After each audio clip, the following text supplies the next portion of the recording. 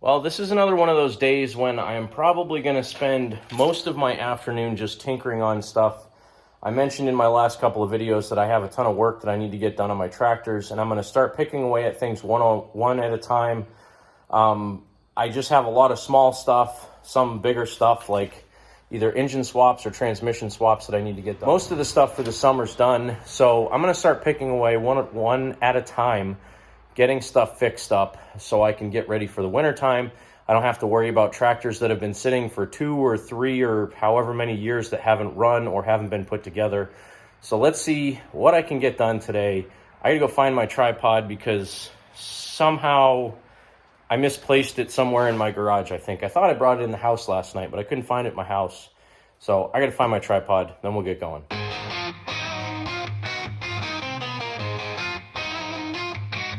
Rusty metal, greasy engine, grinding gears, dim lights, bald tires, decrepit machines all have their place.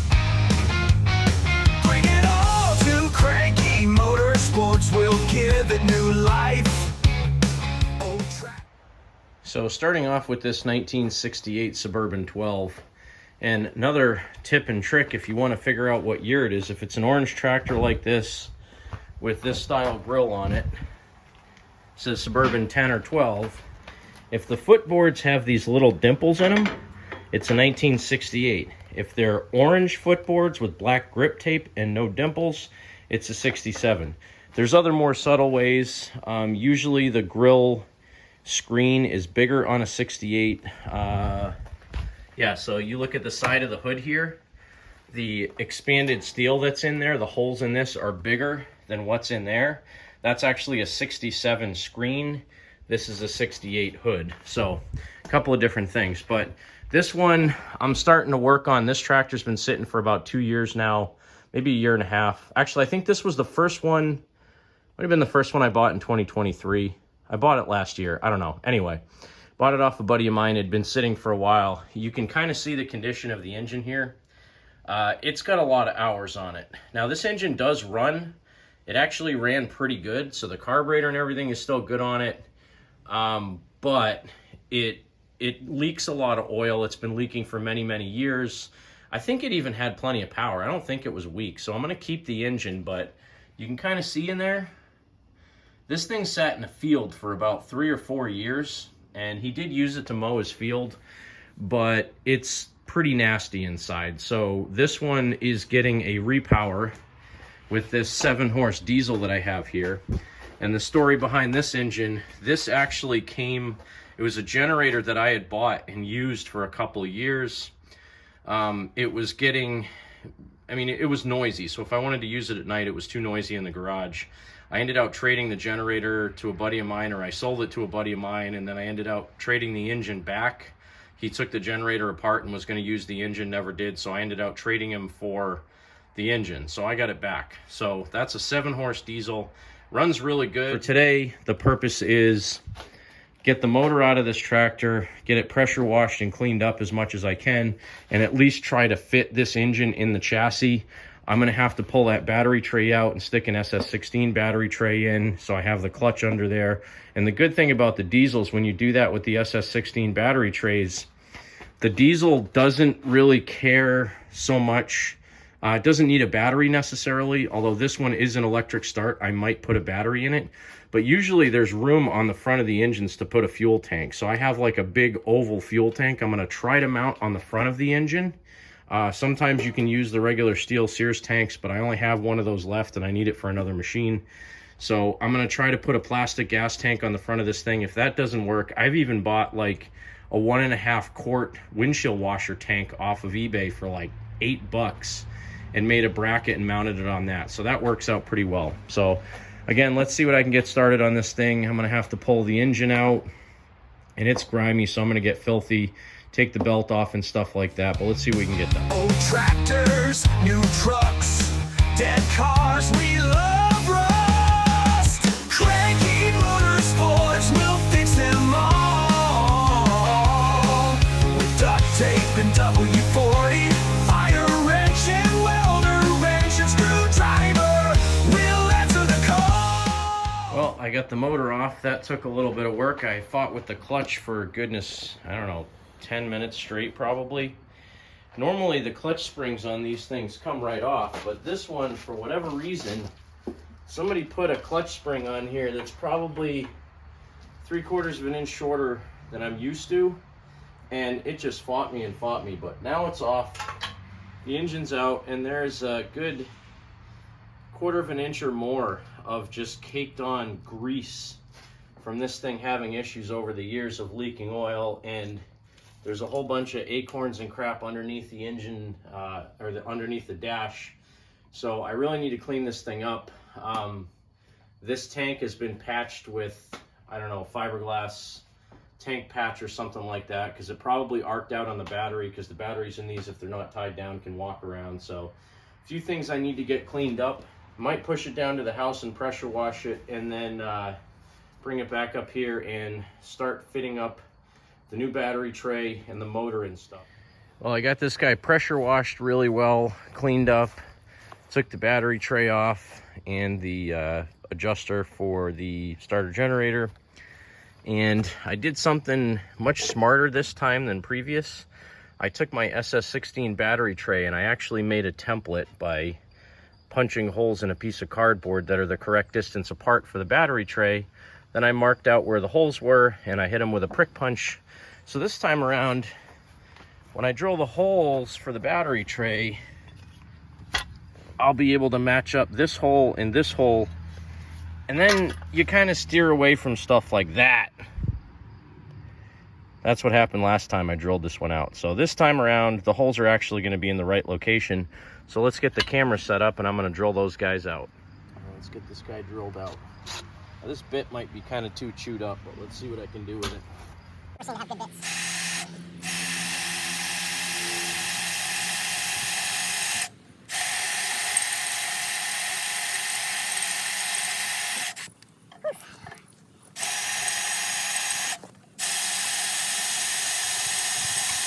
Now, because this is pretty thick steel, the right way to drill this hole is to drill like a 3/16 pilot hole or a 1/8 inch pilot hole, and then drill it out with a 3/8 drill bit. But here on Cranky Motorsports, we try to do things more efficiently than that, so I'm just going to sit here and fight this hole until I break through and almost break my wrist. Oops, that's not what you want.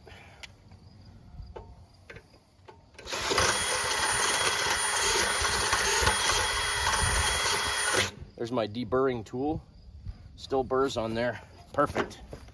Not really, but let's do this one. And I'll probably get my step bit and clean that up a little bit just to get rid of the burrs.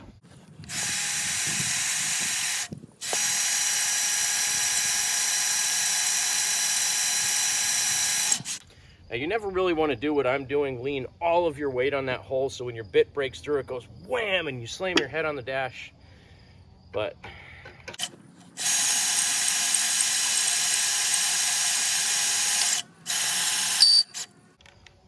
yeah, that bit's a little warm.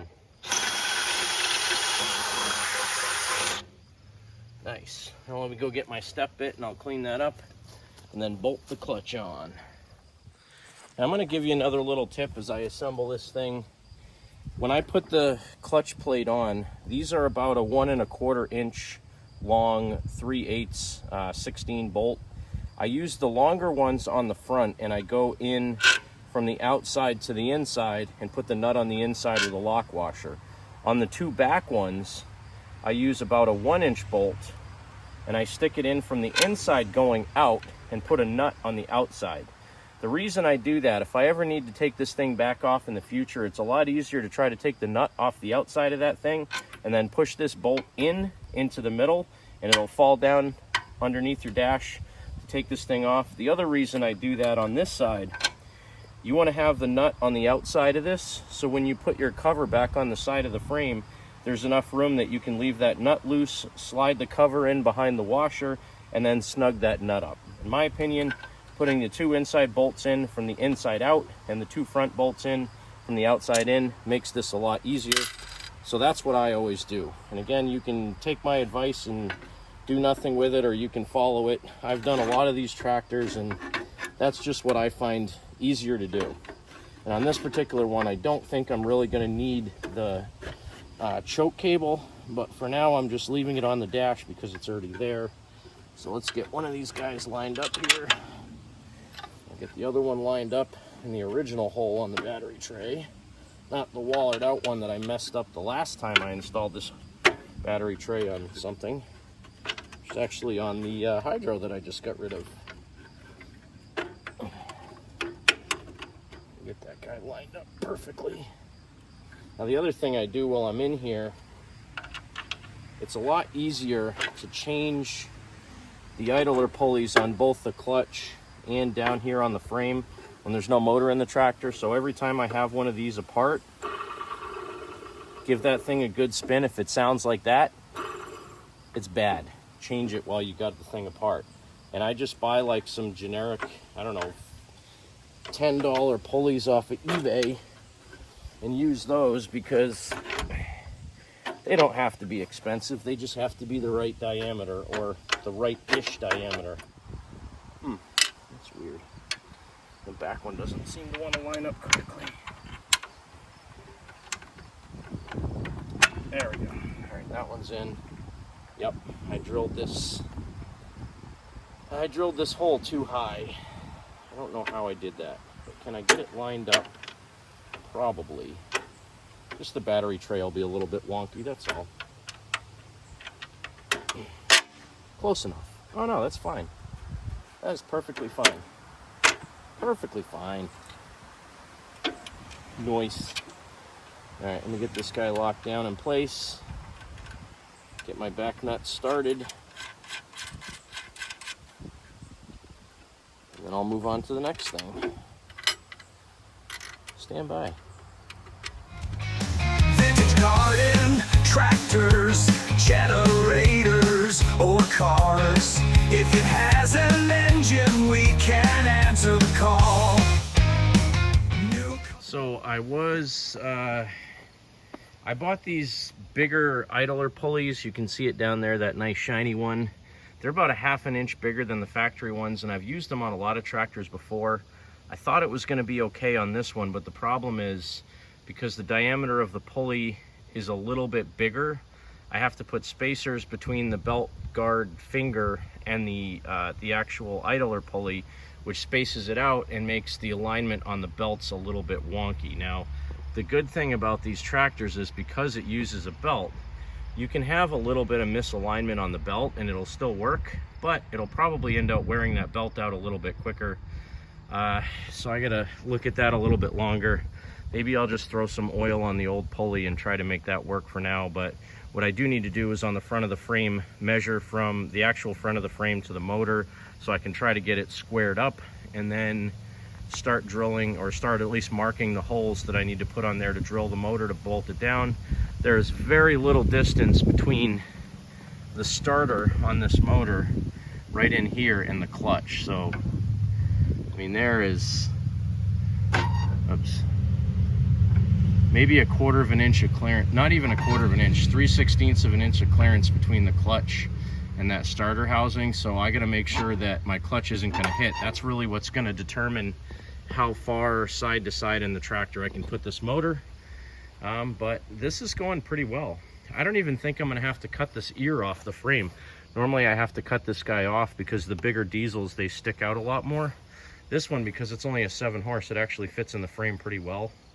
And I really like the, you know, the 5, 6, 7 horse diesels. They fit in these tractors very, very well. I still think I'll probably have to space the grill up to clear the top of the engine. Although, no, I won't. Yes, once again, the smaller the diesel you can stuff in these tractors, the better, because it just fits so well. Operators, new tires, twist the wrench, hammer the metal, give it time, we'll make it shine. We'll have it running as good as new, or at least as good as old. Cranky Motorsports will fix them all with duct tape and W40, fire wrench and welder. All right, So I've been asked many times when using these tapered shaft engines that don't have a keyway how I put a pulley on, and this is exactly what I do. So these two dimples in the crank line up with the keyways or the threaded holes for the set screws in this pulley. And what I do is I put the pulley on, I mark where the two holes need to go, I drill down just about maybe 3/16 of an inch into the crank where those two set screws need to go, and then I use these extra long set screws. They're 5/16 18 by 1/2 inch. This just happens to be the ones that I need for this particular pulley, and you just drive them right through the pulley into these holes, and then you tighten them down really tight. And because they're at 90 degrees from each other, they really put enough tension on there to keep it from backing out. And I have these on half of my diesels probably, and I've never had an issue. So I had to put some 1-inch ID washers on here as a spacer because the back of this pulley is recessed. And so I had sold this engine on the generator to a buddy of mine, and he had plans of putting this on a tractor. He actually had that pulley machined out. It is 26 millimeters, the straight part of this shaft. So he had the center of that board out to 26 millimeters, and I'm going to slip this guy on there and tighten down those set screws, and the pulley will be ready to go. And I was able to actually flip this idler pulley around because it has an offset on it. You can kind of see that spacer. If you put it on one way, it spaces it out this way. If you put it on the other way, it spaces it in towards the motor. And with that spacer facing out, it pushes it far enough in towards the clutch that now my idler pulley, my clutch pulley, and my engine pulley are going to line up a little bit better. So that problem is now solved. Well, now that it's almost dark out again, it's like after 7 on Sunday, September 1st. I got the motor bolted in, I got the pulley on, I got the clutch all set up. I rotated the pull start on this thing so I can pull it straight out the front because it was pointing up before, and I put the air filter housing on, and then I forgot that the air filter housing is going to stick out beyond the edge of the hood, so I have to figure out a new air filter. I don't have the exhaust figured out yet. I'll probably put a stack on this, or I don't know, maybe I'll try something else, but I have to put a muffler on it. It's getting dark. I don't feel like working on this anymore. The mosquitoes are starting to come out, which is ironic because we have not had a lot of mosquitoes at all this year. But this is going to stop where it is for now. I will get back to this hopefully in the next few days and get this thing mostly put back together. I'd like to hear it run again, but I do have to figure out a fuel tank for it. The tank that I had is way too big to use for this, so I'm probably going to go the mini windshield washer fluid tank like I did on one of my other tractors. Basically where the rod comes and meets with the front of the hood, or the grill rather, I bolted it right on there. And it worked fine. It holds like a quart, maybe a little over 1.5 quarts of fluid, but these things do not use a lot of fuel at all. They really just sip fuel. And the other option I have is if I get a small, I don't know, some small fuel tank that'll fit in front of the tractor here, you can use these 2 bolts. That's where the factory tank bolted onto on these diesels, and it sits right here in the front. So I don't know, maybe I can even find like a Yanmar tank or something that'll bolt on there, but that's going to do it for now. This thing is really shaping up good. After pressure washing all the grease and gunk off of it, it looks really good. It's going to be a really cool machine. It's got my big Track Chief 26-12-12 tires on the back of it, and right now the hubs are spaced out as far as they possibly can. And I kind of want to just leave it like this. It looks really good. It'll be really stable because it's really wide. Throw a 3-point hitch on it, throw dual wheel weights on it, at least dual wheel weights, if not 3 sets, but probably at least 2. And right now it has Vertestein V61 tires on the front, which I'm not sure if I'm going to leave those on or if I'm going to put some tri-ribs on it, because I have another set of tri-ribs as well. But that's going to do it. I really wanted to get more done today than this, but I ended up having a buddy come over for about 1.5 hours with his kids, and we hung out. And then I had a long phone call with another buddy of mine down in Pennsylvania. So yeah, that's going to do it for this edition of Cranky Motorsports. I don't know what I'm going to call this one yet. Maybe I'll call it the Beast or something like that. I don't know. We'll see what I think about it when I get it all together. But it's a 68 Suburban 12, and it's going to be repowered with a 7 horsepower diesel. And it's going to be pull start and electric start, which the other thing I did was I got the key switch mounted in the dash. You can see here. Had to drill the hole out a little bit to get that in there, but yeah, it's gonna be a nice machine. So thanks again for stopping by. Check in again soon. I'm trying to get content out a lot more frequently right now. I've had some good stuff out and I got more stuff coming. So thanks again for stopping by.